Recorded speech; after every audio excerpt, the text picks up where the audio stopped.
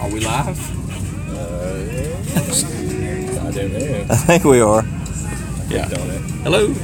Can you see me? But if you can see me, we're doing a It movie pre-show right now, getting ready to go actually watch the movie, and we're just going to discuss, I don't know, some of the old miniseries, Pennywise, the Skarsgård, what we expect, the expectations of the movie, I guess, or something like that, and just kind of hang out. So on a Sunday, while you got this hangover going on from last night, just enjoy a Bloody Mary while I drink my first brewski of the weekend or something. It's got a lag. Oh, it's like I click on it, it takes me to an emoji review live stream. Oh, no, that's fixed now. I was going to emoji or something. Yeah, he's gonna be able to see the chat on his phone because I'm going to use the wide-angle main camera on the back of my phone. So hopefully this works. I haven't live streamed in this degree ever, so this is just an experiment too to see if it gets any kind of views or anything like that. But while we're waiting on people to filter in, hopefully, make sure to explode on that subscribe button and ding that dong so you get notified the next time I go live. Good Lord. Is it on? Yeah. It is on? Alright, it's give me the spinny wheel. Okay, good. Hairs. As long as we fit in with the wide shot is all I was concerned about.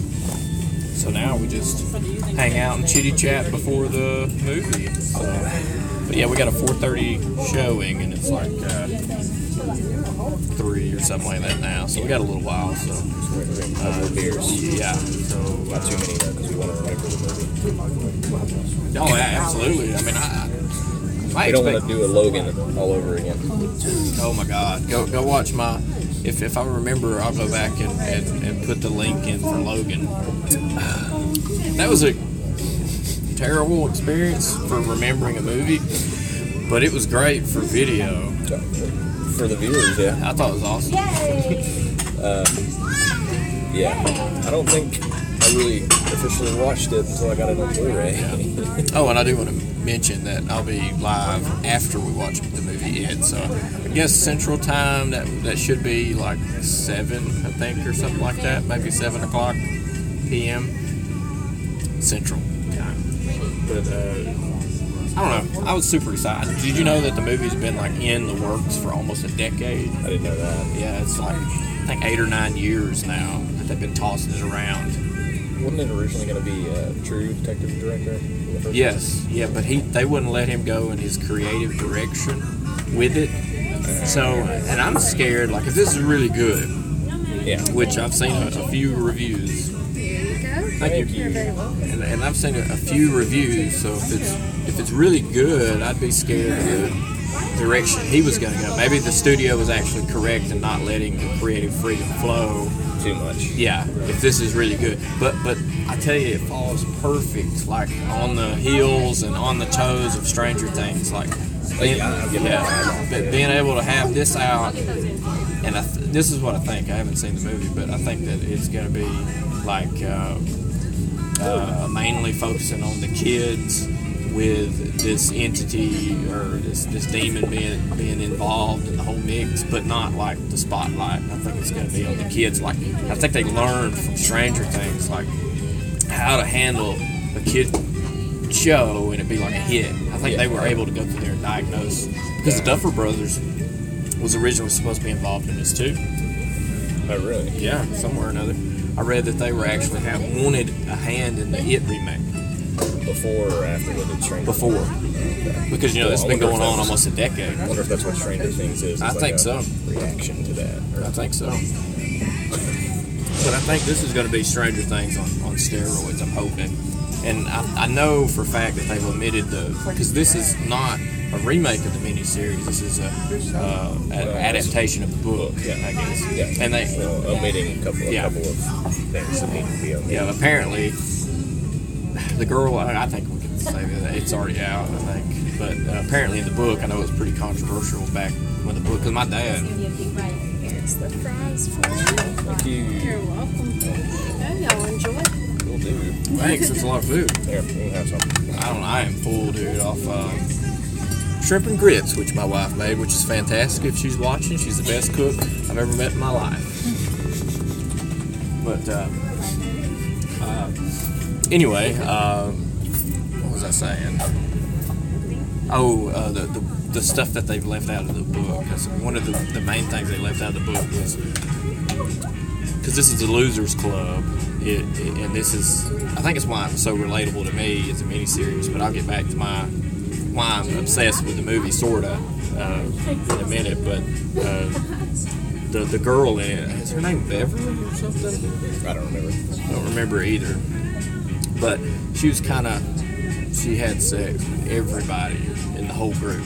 Has an issue, does it like a unity thing or something, and she was kind of passed around. But Stephen King wrote the book based for his lifetime. Yeah. Like that's why the original time setting is like 50s or something as kids. Is because that's when he grew up, I guess, and all the monsters in it. Because it is a demon. Pennywise, the dancing clown, is a form he takes the most liking to because it's a generic scary figure. Right. And all these, you know, he can focus on a fear of an individual and change into that. So he's a morphing thing or something. Spoiler alert for those who haven't seen the mini-series. What about the spider? I don't know. Where does that come from? Is that in the book? I'm clueless on. I know in the miniseries, the adult part 2 with the adults. The bad part. I've watched the children part 1 a lot and just completely erased the adult version. And I'll go back and watch the adult version before part 2 gets made of the new one. Yeah. Because already the budget for this one, I know, it was $35 million, and the cinematographer is like badass apparently. Like he kills it in this movie. I think he's of Asian descent or something like that. I don't know who it is, but That's why I'm there you go, the Googler. But he killed it. And if you do that, to me, this proves that you can do stuff and not have a $200-something million budget. It's all about the storytelling part of it, you know, and not the visuals. Yeah. And you can kill it if the movie's good. I don't know. I think it would be good. I'm still going in like with an 8 expectation out of 10, I guess. So you know who directed the original? It? Mm-hmm. I don't know. Tommy Lee Wallace. He's the guy that directed Fright Night Part 2. And then he also directed Halloween 3. I mean, for its time as a miniseries in like 1990, that's a big deal, I think, because I know that the bathroom scene in the miniseries with the kid and the blood and all this stuff. Oh. For miniseries on TV, made for TV, I think that was a big deal. And I think they forced their hand on a lot of stuff on the adult part 2 part of it. Yeah. Because it really got cheesy. I don't remember the second part. Like you said, I don't remember the second part as much as I do the first part. Yeah, because that's the part that resonates the most with everybody who watched it. Yeah. Let's see. I'm trying to figure out who that cinematographer is. What? Chung. Yeah, I told you he's kind of Asian descent, I think.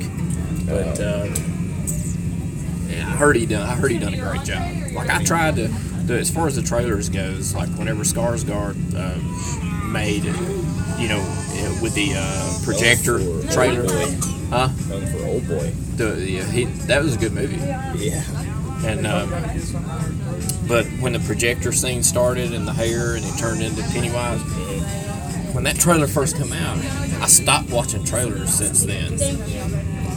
And I know that there's been a couple video shots or images of Pennywise that's just come through my feed on stuff for thumbnails They're really that I can't stand. showing too much of it. Yeah, because I think it's like they're in love with the fact that this movie's tripling its budget. Because it's $117 million right now so far at the box office.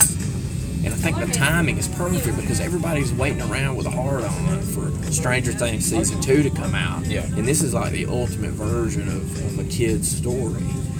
You know, and and rated R. And I mean, Stranger Things does it does a good job of appealing to all age groups. I think you could easily watch Stranger Things with all your children, whatever age. But I'm hoping that it's not a kids. It shouldn't be. I don't think it's gonna. Yeah. So if it's, I wonder how mean-spirited it's actually going to be towards children. I'm excited for each individual's kid's story because every one of them's messed up. And let's go back to my appeal. I'll talk about my appeal for it. And do you have a passion for the It miniseries? You remember watching it? No, I mean I liked it a lot. It wasn't like my oh my. Well, God. go back. But I did go ahead and tell when you first watched it. I don't even remember. You don't remember? No. I mean, it was. I remember being pretty mesmerized by Tim Curry. I mean, obviously. Well, I watched him at a Canadian. I think it was a couple days ago, but a convention in Canada.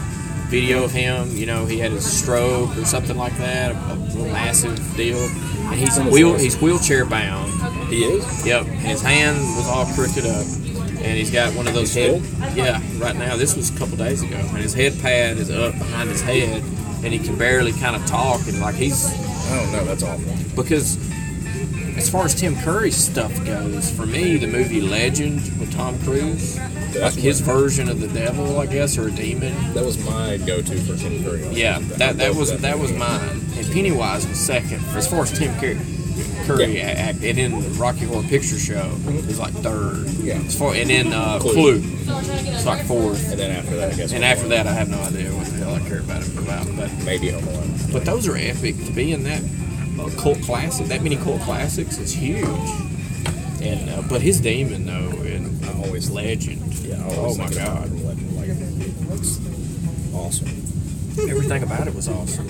Like to me, and even I went a long period of time without watching it. And I was scared to go back and watch it because it held a place of imaginative, thinking, like imagination. And I'm like, if I go back and watch it, it's going to kill the feeling that I have for it because when I watched it, I was younger. And I went back and watched it, and I was like, nah, it didn't really kill anything. It was pretty cool. It actually looks better than a lot of stuff today with all the CGI. Just I can't stand all this. It's like an easy cop out. It is. I really wanted more blood. It's CGI blood. Well, it's like Tim Burton selling out. I mean, he used to do clay animations, and now he's just like, I'll just pay some money to CGI and not have to worry about it. So easy. It's like, dude. I don't know. That's why Jurassic Park is doing more animatronics and stuff in this next one, supposedly. Yeah, Jurassic World. They got hit pretty hard with people because you had Steven Spielberg's version, which was a lot of animatronics in there, which is cool as hell. And it makes an impact on the actors, too. I mean, you can get some good actors that goes along with CGI, but, I mean... So what do you think about Skarsgård? I think as far as the pictures that I've seen of him, I think his version of Pennywise is going to be better than Tim Curry's, but Tim Curry's is going to be legendary, and it still holds a status because he was the first. Well, he's got a lot of great one-liners in that original. Yeah. What was the can? What was the something in a can? And then he's like, when he's in the library with the adults. I remember this. He's up there on the ledge, and he's like, and I can't remember what he said. Something. Is anybody consider anything, by the way? No. Comments? Or anybody watching? It lost connectivity. Let's see.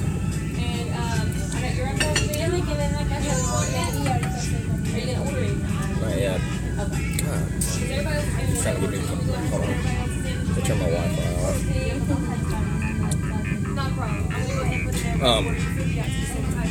But yeah, I was gonna say it's kind of like trying to compare Jack Nicholson to Heath Ledger, I bet. Yeah, because they both, like, to me, Heath Ledger is the best Joker ever, but Jack Nicholson has got that nostalgia, like, that any children, that's what's scary with today's movies, because I'm critical, like, on, we'll say that, did anybody comment on anything on YouTube? Nobody watching? I'm just curious, it should show if he's watching. But, I know, like, the Turtles.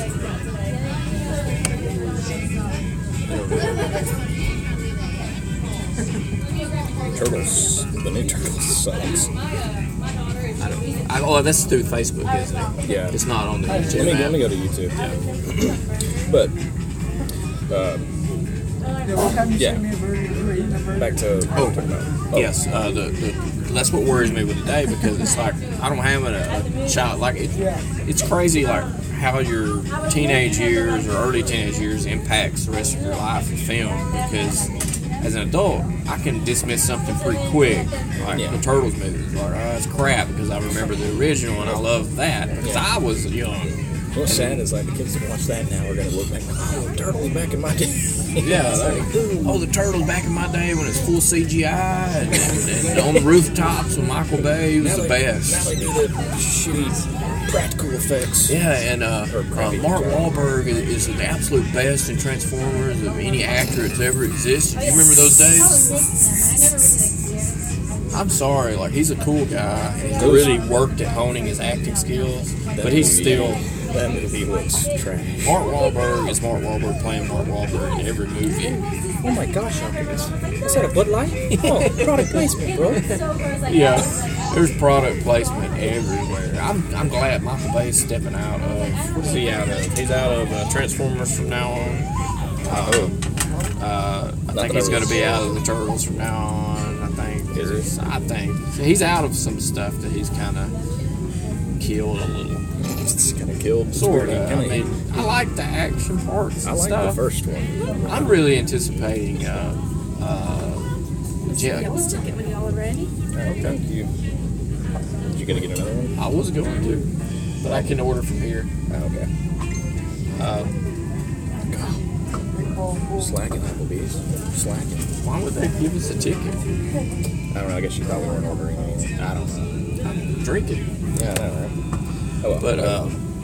But was anybody watching it at all?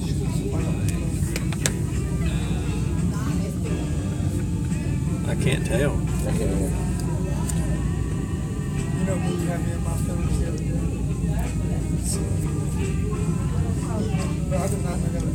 Oh.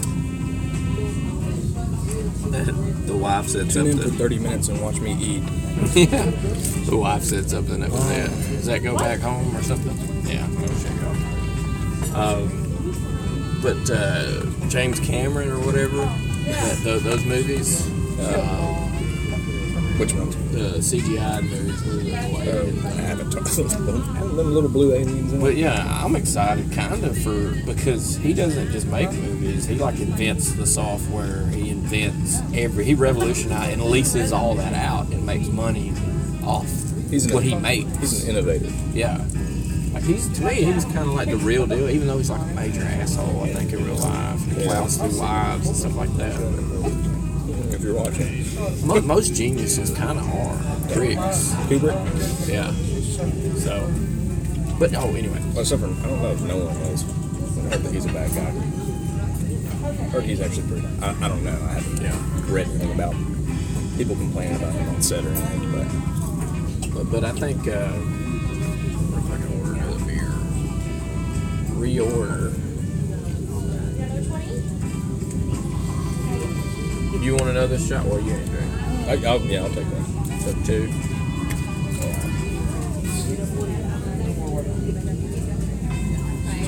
What time is it? Okay. We gotta make sure we make it to the time is it? 3:34. Okay. I like that. That's pretty cool. I think Chili's is the first one to implement that. Spearhead that. Yeah. Which has been my idea forever, and they took it. But no, my you get royalties for it. Yeah. Why I'm obsessed though, I think, with the movie is because my dad, when I was a kid, he had all the Stephen King books when they would come out, like The Stand and It and all this. And It was like, this. And so was The Stand. It's thick. Yeah. And he was always like, you need to read these. And did you read them? I'm not. No, God, who wants to read over 1,000 pages? I'm sure somebody out there is like, got a book in their hand right now and just listen to this in the background. Yeah. So I do. But no, I just couldn't. I don't have time for that. I don't have the patience, I guess, or something. I mean, I like reading. I'm more of a visual stimulator or something. I don't know why. And I should like books because had a lot of time by myself, and there wasn't the things we have now, like phones and tablets available. So I should, the generation now, my generation, your generation, should be the last big readers. Yeah, there's still some bookworms. Yeah, there's a lot of them. But anyway, Dad liked it, and I remember being like, I was born in 82, so I was like 8 years old or so when it came out, and I remember watching it from the get-go because he was excited about the miniseries. So I was excited too because he was, and I remember watching the whole thing, and that was the only movie in my entire life ever that made me scared to sleep. Really? It was difficult to be on my own in bed or whatever. Okay. After watching part 1 Okay. with the kids. The adults part of it wasn't so bad, but with the kids, because it was relatable, because it was kind of like, that's how we live. Those kids, like how they interact with other kids, I was, you know, it's just relatable, I guess, even though I was younger than they were in the movie. But that's why it like holds this sacred ground, I guess. Yeah.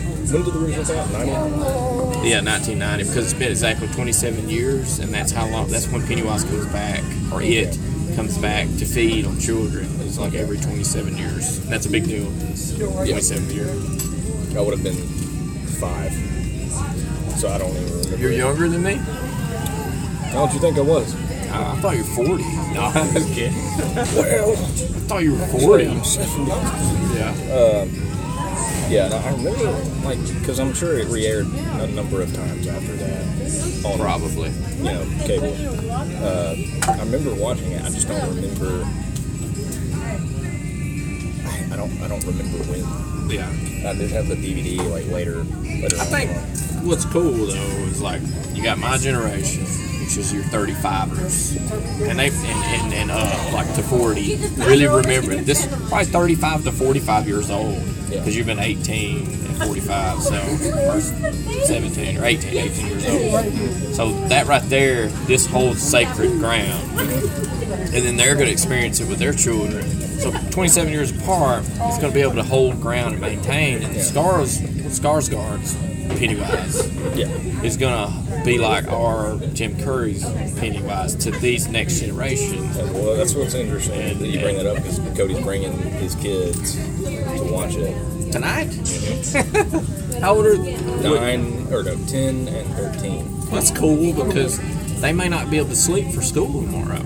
And that's a good thing. Like if they're crying and screaming out loud tonight, that would be a good thing, because... I'll tell you what, we went to go see Annabelle Creation.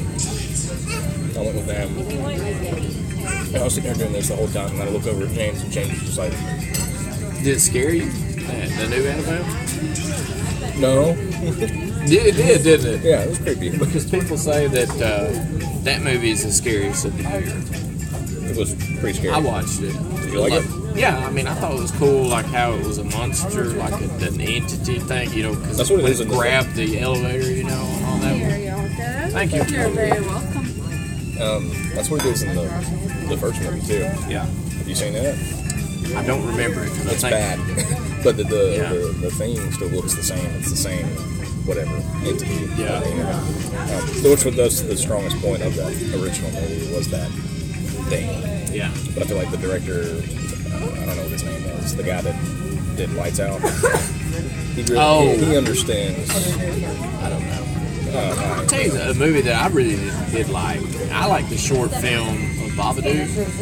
Short? Yeah, there was a short. It came from a short film, a short story. Okay. And they turned it into a feature film. I love the Babadook because I love, like, I'm getting real artsy-fartsy now in my age, which is weird because I liked the new Twin Peaks. I haven't seen it. David Lynch. Don't tell me. I'm not going to say a word to you about it. I haven't even seen the original. I've seen half of the original. It's 18 episodes. It's 18 hours. I remember being a kid watching the original Twin Peaks. I think I was shot that with her. Oh, yeah. I was messing with her and it went over. It's okay. It's okay. No big deal.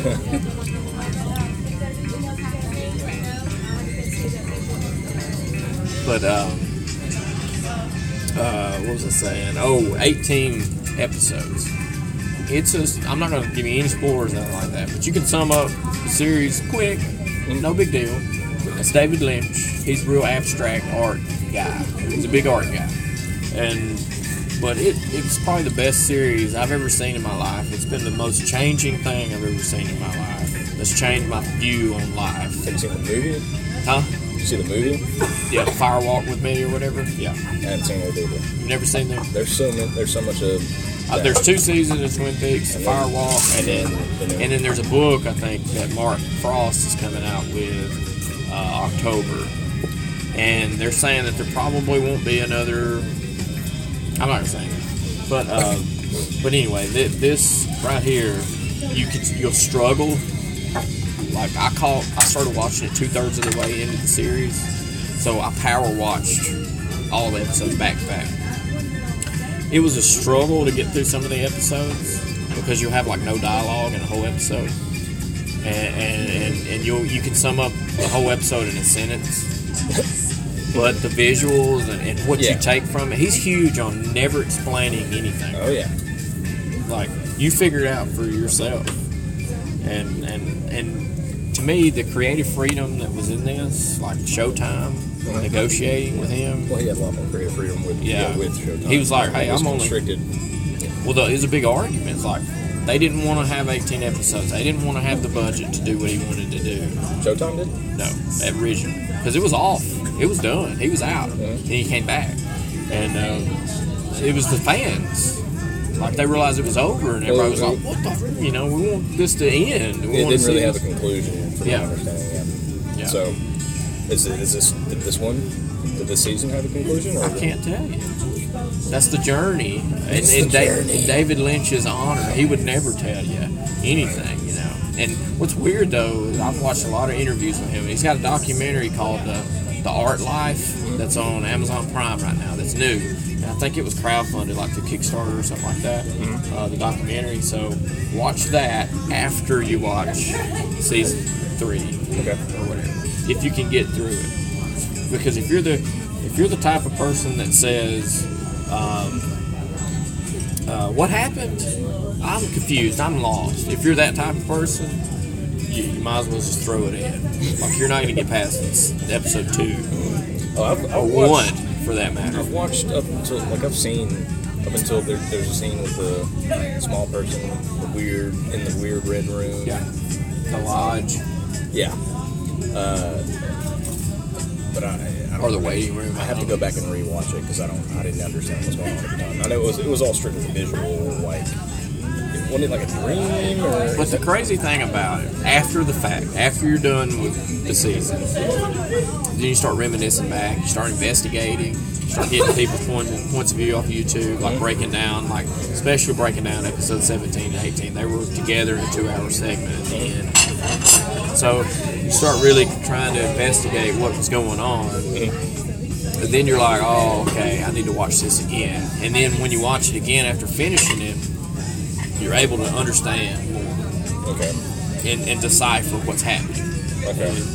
But while every single episode, you're like, what the hell's going on? Really? The entire time. Until the end. And then you're like, and then you go back and watch these investigative pieces on YouTube about every episode, and then you're like, okay, I gotta watch this again. Now I get, because there's stuff in the beginning that never is brought back up again. Oh, not even at all? Ever. No. See, I talked to some people who were watching this, and they said there's a lot of stuff that's actually carried over from the first 2 that are in this new one. And I was like, well, that's cool that it has some sort of connective tissue. The only thing I'll tell you, a tidbit, I guess, which I probably shouldn't say, it's not ruining anything, though. Okay. At all. But just Judy. I'll just say Judy. Just keep Judy in the back of your mind. Was she the one that was the waitress? No, nobody knows who Judy is. Okay. Who's the waitress? The waitress. The really pretty girl that's in that really bad Stephen King adaptation? She's in there. I don't know her name. She's in the 3rd season? There's no important. There's nothing. Oh. She's like a segue in why somebody else exists. But a daughter. She's got a daughter in there. Okay. Well, hell, we're back at Stephen King, I guess. Yeah, let's reel this back in. But yeah, that's why the miniseries and the clown, and I've been so obsessed with the way the clown looks, the idea of See, Cody was hating on it, and I was like, I think he looks pretty cool. The new one? Yeah. I'm obsessed with the idea of the bait, the hook, and from what I've seen early on with Georgie, like how they cartoon his eyes when he's in the shadows. Yeah. And then and he's like, take it. Because he's like, he puts, like he wants you to, he's trying to be as kid friendly as possible, but he's got this aggression behind his words, you know, like take it. And he carries that out for a little bit. Anything over here? No. Let's do that new ticket. Thanks. I'll take this. Appreciate it. Thank you. But how, you know, he carries it out that extra mile, and that's the stringer. That's what pulls you into being different than just saying take it. Yeah. You know, and that's what you like. Oh shit, you know. He wants to, you know, but to a kid, he's still pleasing. No, yeah. Even though an adult will be like, dude, this guy's weird as hell, but he's. I have seen some spots though, or some TV spots where they're like, it's him holding that balloon and then he lifts it up and he's just like grinning at this one kid, and that kid just, I can't remember which character it is, but he looks at him and he just looks terrifying. He knows, I guess at that point, that whatever it is actually bad or evil. But yeah, at the beginning, especially in that first trailer, they make it seem like, oh, I'm a dancing clown. I'm, you know, Pennywise, a dancing clown. Yeah, I'm your friend. So I see what you're saying there. I just wonder. I'm still curious as to how mean-spirited it's going to be, or how violent it's going to be. I hope there's no holds barred. Like I've heard his transformations into the things. Excuse me. The things the children fear are great. And there's a couple stagnant places in it. Yeah. But I mean, you can't be perfect. It's impossible. And it's up to interpretation anyway. Well, and you can't with a $35 million budget. I think this is brilliant. For $35 million, that's a low budget film. It looks nowadays. good, too. That's what I'm saying. It looks damn good. When you You know, told me that, I was like, what's wow. cool is the shots, the shit that we're able to do nowadays with drones and stuff like that. Gimbals. Yeah, and it is so affordable. The cost is so cheap to buy good equipment. We can make a movie probably off $500,000. Me and my buddies made one for How much did that cost? $10,000. Is that out yet? No, we're still working on it.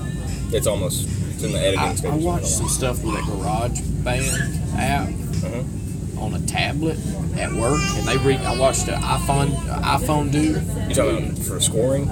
Yeah, That's what. Yeah, I know. I remember you telling me. You know, there's a YouTuber, iPhone dude.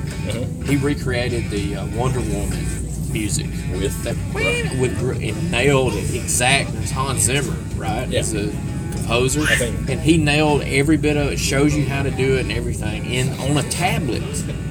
On a tablet on that app. That's ridiculous. That's worth buying the iPad.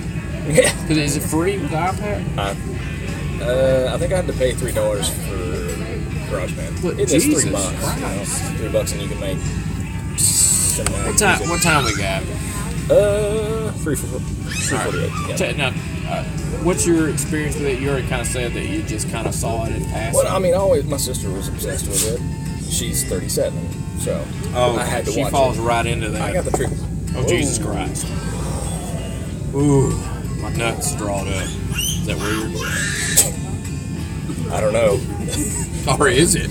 Oh God. Anyway, I got like the trickle down effect. Like all the stuff she was really into, I had to watch, and that's why I like a lot of the stuff I like. Nightmare on Elm Street, you know, Halloween, all that stuff. But yeah, I remember her really liking it, and I had to sit through it. And I do remember scaring the crap out of me. She probably got a kick out of you watching it, right? Probably, because I probably sat here like this. What is the difference? Age difference? 5 years, you say? She was 10? Is that right? 37. She's 37? Is she watching? I don't think so. Why not? No. But the one I remember more than, I don't want to say more than it, but almost about as much as The Stand. Yeah, because my parents watched that. Yeah, I watched that. That scared me. They're doing that movie too. Yeah. Stand, yeah. He's going to be in that. I don't know anything about it. I haven't looked up anything. I mean, in the last, it was The Dark Tower. I heard it sucked. Yeah. I didn't watch it. McConaughey's the walking man who is. Well, they fast forwarded through like a lot of shit, right? I don't know. I don't know anything about the Dark Tower. I just know it's like a way where they kind of connect all of Stephen King's universes. Yeah, the Dark Tower is supposed to be like this. It's supposed to be like, yeah, like you're saying, like a whole multiverse round thing of everything. Well, supposedly McConaughey is the walking man, the dude in The Stand, the Antichrist. He's the Antichrist, right? Essentially. I guess. I don't know. It's been so long. I remember watching the series. Yeah. I would go back if they're making the movie. Go back and watch it. Well, and I'm sure if someone's a Stephen King fan, it's gonna be like, "No, he's not." But like, he's not the same exact person, but he is in another multiverse. It's the same. Because he can go amongst. And he just walks around. Because this guy's the one that I don't know anything about the Tower movie. So. Yeah, but it's like. Well, yeah, because it gets convoluted and confusing at that point. But it's like he's the same person, but in a parallel universe, so he's different, but it's the same person. So I'm wondering. I thought I'd read somewhere that McConaughey was gonna be in The Stand, but maybe not. He may change his mind after making this one. Well, I mean, you got to realize as an actor too, you got a paycheck. You're fine with that paycheck. Yeah. You may disagree with the creative direction of that one, and you're like, okay, they learned their lesson. Yeah. We'll write it out. One more time for that juicy. Yeah. But all right, so I want to end. If the wife's still watching, she's heard this, but I want to end on a Norm Macdonald joke that his dad told him supposedly. Okay. And I may end on another joke too afterwards. We'll see. This one's kind of lengthier, so but I'll try to remember it the best I can. Okay. So there's this teacher. It's kind of long, so get ready. All right. Lay back and relax. There's this teacher in class, a small school. Okay. And she's got this project for her students, you know. And she wants them to think of a story of part of their life, a true story of their life, and give a moral to the story after it's over with. Okay. And so she calls on Samantha to tell her story first in the classroom. All right. And so Samantha stands up and she's like, all right, well, my dad works at the hatchery. And he put 15 eggs in a basket and loaded them up in the horse and buggy and was going to go to the market in town to sell them. But when he got to the market, all the eggs were broken. She's like, oh, okay, it's a good story. What's the moral? What'd you learn from it? She's like, to not put all your eggs in one basket. She's like, oh, that's good. That's good. She said little Kelly Joe. You know, she calls him Kelly Joe to stand up. Kelly Joe stands up and tells her story. Gets ready to tell her story. She's like, you know, my dad works at the hatchery too. God save the hatchery. It's this. A lot of the guys, it's the main job in town. It's a small town, it's the main job. She gets up and she tells a story about her dad. He handled the chickens in the hatchery. And I'm nervous as to where this is going. He handled the chickens in the hatchery. And she said that he was loading up the chickens, you know, and he had those counted. He had X amount he had to carry to the market. But he went ahead and included, because the trip was long, he went ahead and included some of the eggs into the chickens. Well, he loaded them up on the horse and buggy and went on into town. And when he got there, all the eggs were broken. And she's like, oh, it's a good story. What's the moral to that? And she said, well, to not count your chickens before they hatch. So she's like, oh, that's good, you know. In the background, in the back of the class, this kid that was waving his hand around, you know, come the second girl. Teacher sort of saw him out of the back of her eyes there, inside of her head. And it's Dirty Johnny. That's his name? His name's Dirty Johnny. He's a terrible kid, real rough kid. Always Dirty Johnny's perverted. And so she's like, dear Lord God. And she's like, oh, I made an oath. Got to teach these kids. She's like, all right, Johnny, what do you got? So he stands up and he's like, you know, the story's about my Uncle Terry. He didn't work at no hatchery. he don't like anybody that works the hatchery. Alright. This story takes place across great length of water across the ocean, in Vietnam. So he's a vet. He lives on off the disability. And but Uncle Terry wasn't liked at all by anybody. All right. And sometimes you hear about he fought in a great war, in the Vietnam War. And sometimes you hear a lot about people going AWOL, leaving the troop. Well, this time, Uncle Terry went to sleep. The troop left him. He woke up completely alone. The only thing he had left was 3 bottles of whiskey, a fully automatic rifle, and a handgun. So he remembers waking up, standing up in the tall weeds, looking around. He was alone. So he opened up a bottle of whiskey and downed it. He's like, well, if I gotta go, I'm gonna go.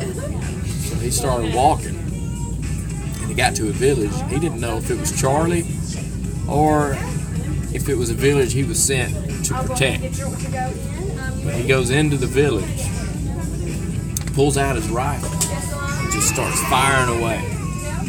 And he starts in an arcing motion, like a scythe and a hay, like a farmer. Yeah. Just like the hay would fall, so would the men of the village. They were falling. And then the women would fall, and then the children would fall too. He killed them all, the whole village. And so after he's standing in the mud and all the blood, he touches his pants and he feels wet. He's like, dear God, I pissed myself. And so he felt shame. And then he touched his pants again. Further investigation, he realized it was ejaculate. And there where shame was, pride filled where shame was at. And he stood proud over what he'd done. And the teacher's like, Christ, what the hell kind of story is this? What's the moral of this? And dirty Johnny's like, well, when Uncle Terry's been drinking, you don't fuck with him. That's the story. That's the story. There you go, kids. That's it. That's pretty good. It's morbid, but it's good. Yeah. Oh my God. Kind of long. How do you follow that up? It's kind of long. I thought it was hilarious because it's a story.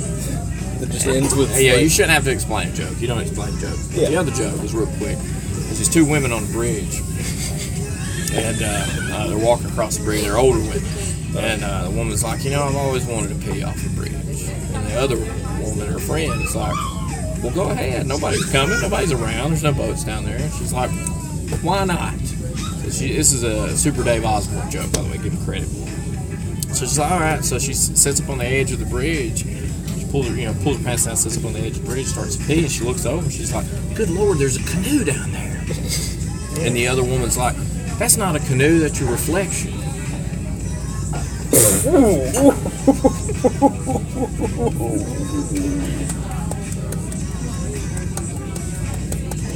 do. That was good. I think these are good jokes. Oh my God. What's Tiffany think of that joke? She's heard it a few times. Is everything still good over here for you? Yeah. Yes, sir. But anyway, I think that's it. I think we're going to pound these down, pay, and get the heck out of here. Go watch the movie at 4:30, which is taking place in 30 minutes from now. And we'll let you know after, right? Yeah, we'll do a little post-movie review, spoiler-free. So make sure to tune into that if anybody's watching right now. If not, shame on you. Yeah. That's all I got to say. Chumpies. Oh my God, I gotta, oh no. Easy killer. Get at it. I can't get the phone open. Turning the wrong thing. Is it still rolling? Yeah, I think so. Oh my goodness. Oh my damn.